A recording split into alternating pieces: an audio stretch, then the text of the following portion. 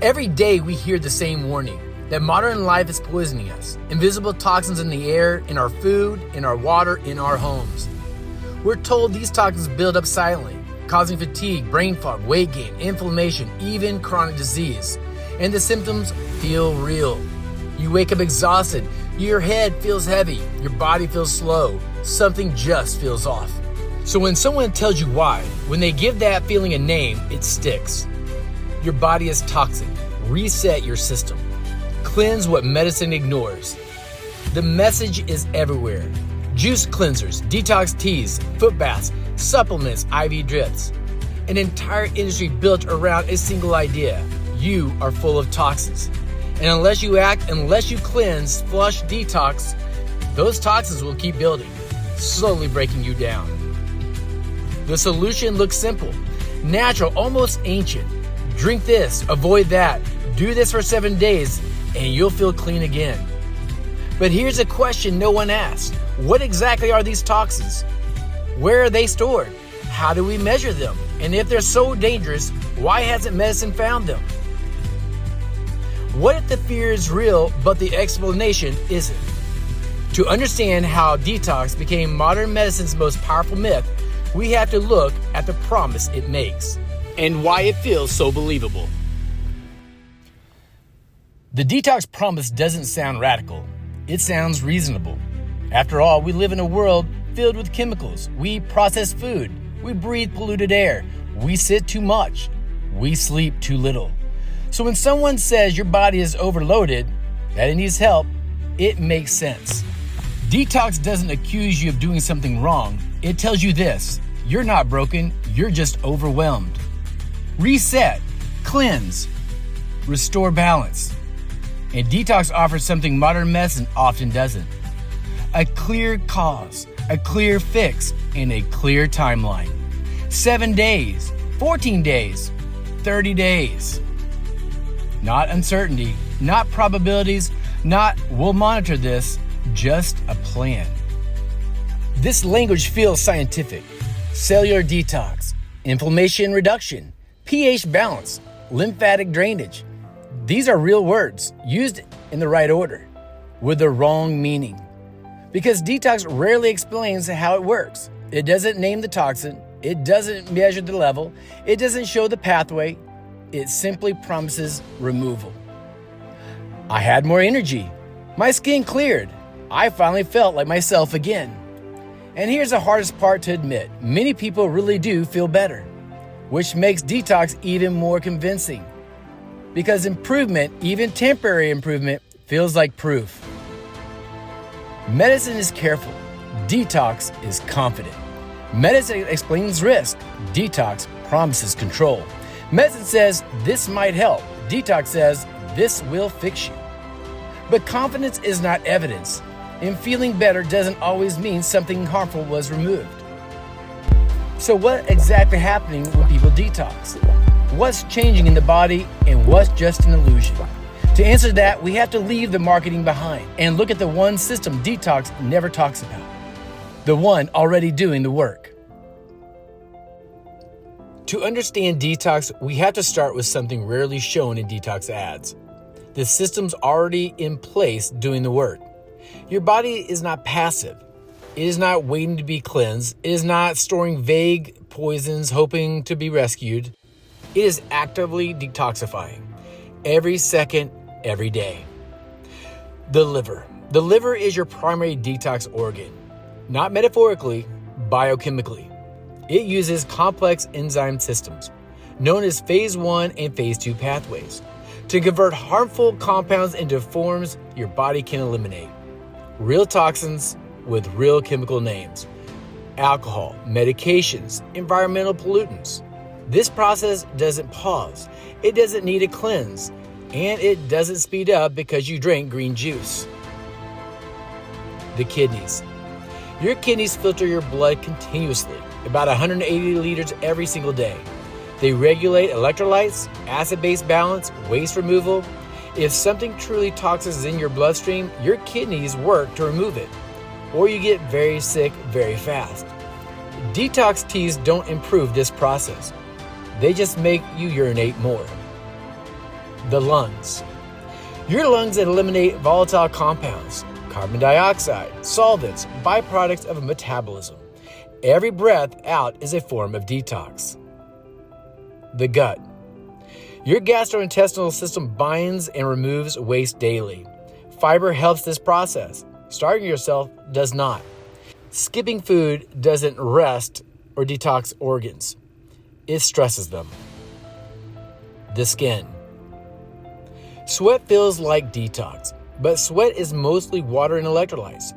It regulates temperature, not toxins. You don't sweat out heavy metals. You don't sweat out disease. If detox happens through the skin, every marathon runner will be immune to illness. The hard truth. If your detox system fails, you won't feel sluggish. You don't get brain fog. You end up in a hospital. Liver failure, kidney failure, metabolic collapse. Those are not subtle conditions. Here's the uncomfortable reality. If a detox product truly improves detoxification, it would be medicine. It would be measured, tested, prescribed, not sold with influencer codes. So if the body already detoxes efficiently, why do people feel better after cleanses? Why do symptoms improve?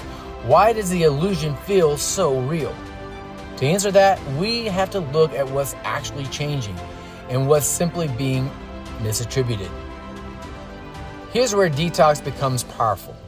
Not because it removes toxins, but because it changes behavior.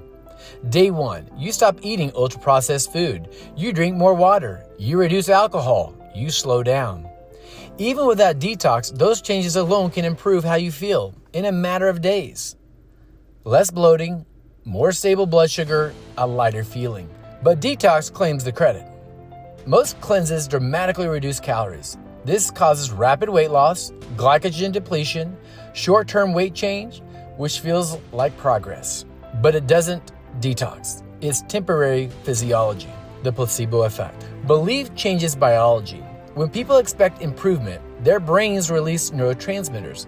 That actually reduces symptoms. Pain lessens, mood lifts, energy feels higher.